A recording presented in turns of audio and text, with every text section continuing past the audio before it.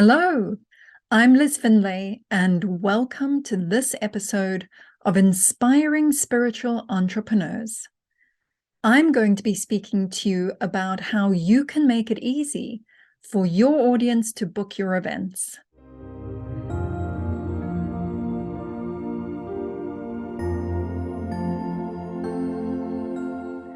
This episode has been inspired by a number of really vague social media posts that I've seen recently.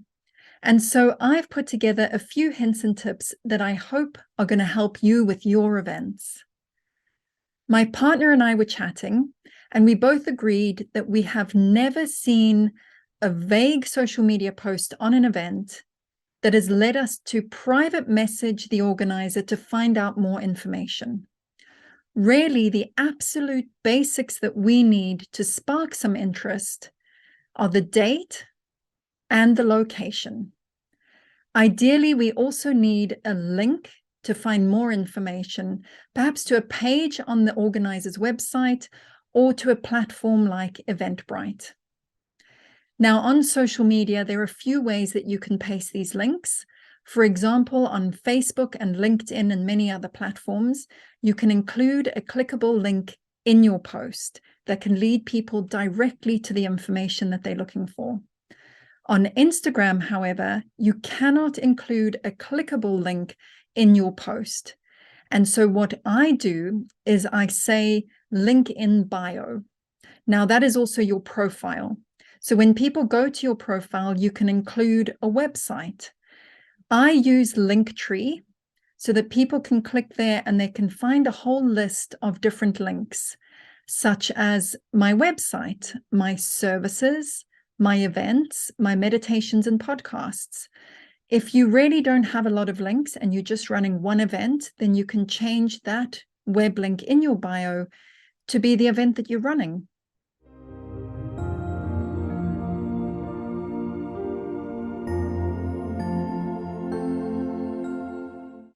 Most people aren't comfortable talking about money, and they can feel a little shy messaging an organizer of an event, asking how much it costs. The general feeling is that it will probably be more than they can afford, and they don't want to get into this kind of a conversation where they have to admit that. And so my suggestion is to have a page or a link to a platform like Eventbrite where you have put up a page where it gives people all the information they need, including the price. So there doesn't need to be any sort of awkward conversations.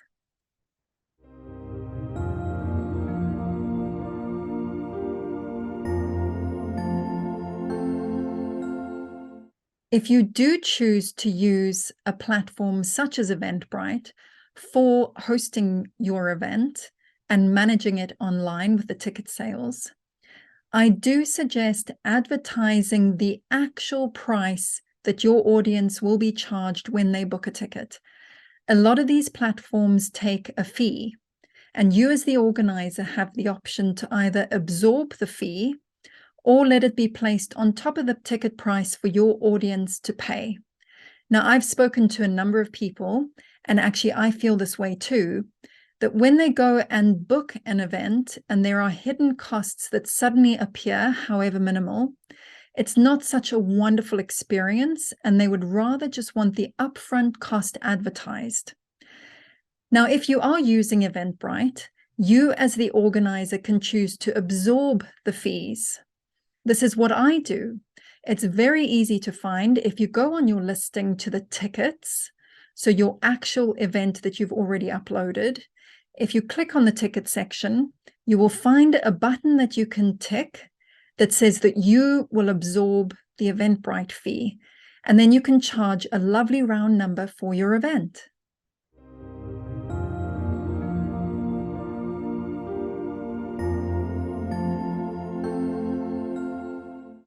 Many of us who work in the spiritual industry, fellow inspiring spiritual entrepreneurs, can save our event expenses of events that we attend as a business expense.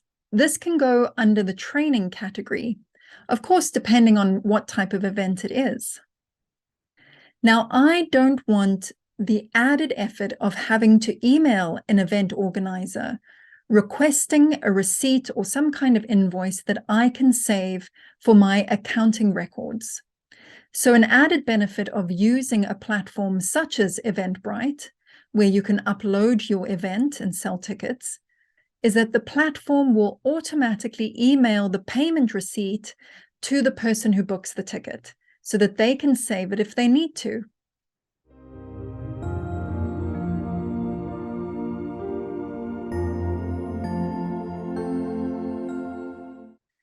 Let's talk about the confirmation email. So when I book to go on an event, what I'm wanting is an automatic confirmation email with all the information that I need to attend. So the obvious things are date and location. So if it is an in-person event, I want to know exactly where I need to go, and other information such as, is there parking? I also want to know what I need to bring with me. So for example, if it's some kind of a relaxation event, I want to know what is available there for my comfort needs and what I need to bring with me. For example, a yoga mat, some kind of a cushion, and a blanket. I also want to know if I must bring my own water, my own notebook, and pen. Now, if it is an online event, I also want detailed instructions on how to join online. So for example, if you're using Zoom, the Zoom login details. Now, I personally also include where people can go if the link doesn't work. I've had this a few times where people couldn't join the event because clicking on the event didn't work. Just a quick heads up, you can tell people that they can copy and paste the link into a browser window, or otherwise guide them to the Zoom website where they can click join and enter the meeting ID and passcode.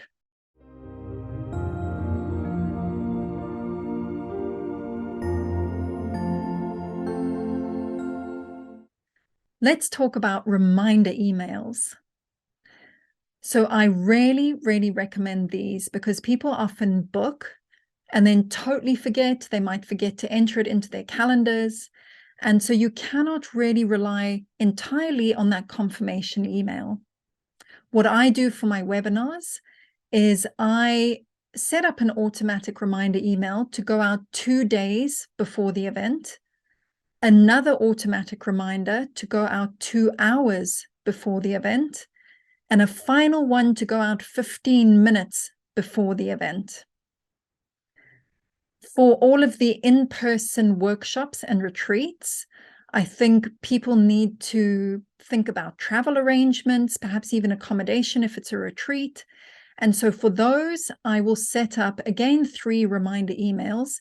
The first one will go 2 weeks before the event. The second one will go 1 week before the event. And the third and final reminder will be the day before the event. Now, what do I include in these reminder emails? I always include what it is. So is it a webinar and what is the topic, or is it a workshop or retreat and what is the topic of that? I include the date or the dates if it's over a few days, and the times, especially in-person workshops or retreats.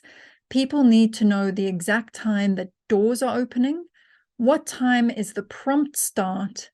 They generally also want to know when it ends and any kind of additional information that they might need to know about timings. I also further include a reminder of what they need to bring and the location address exactly. For webinars and any kind of online event, always put a repetition of the Zoom login details or whatever online service you're using to meet your audience, with further instructions on how to join if the link doesn't work. I also include my email address in case people need to email with any kind of questions and so forth.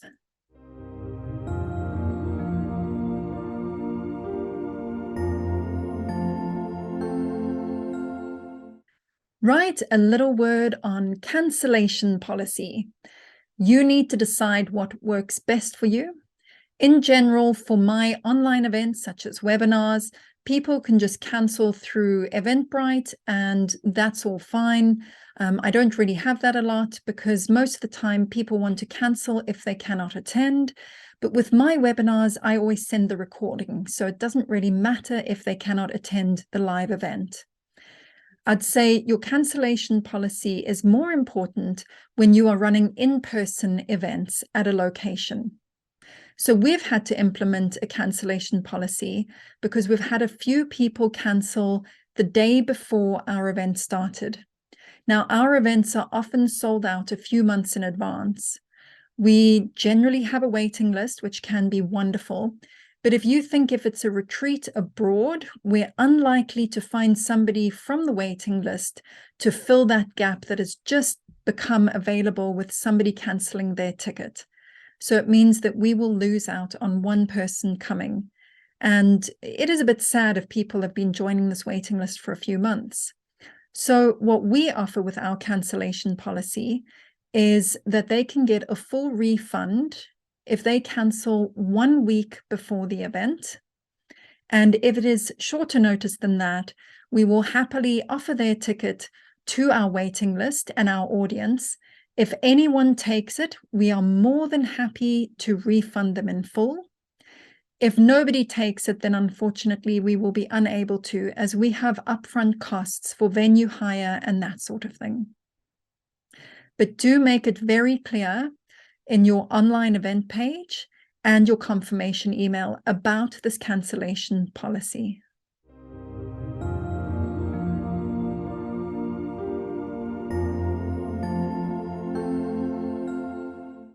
My 2 final tips for you. Think of what you want to know when you book on somebody else's event. What information is important to you? What information have you emailed an organizer to find out? Include that all in your event. My final bit is get a friend to have a look at your event listing, your reminder emails, your confirmation email. They can have fresh eyes and give you their opinion. Even better if you can find a person who runs their own events. Well, I hope that has helped, and I'm looking forward to seeing you on the next Starseed Business Networking meeting. You can find a link to the next one on the events page of my website, lizfindlay.com/events. Bye, everyone.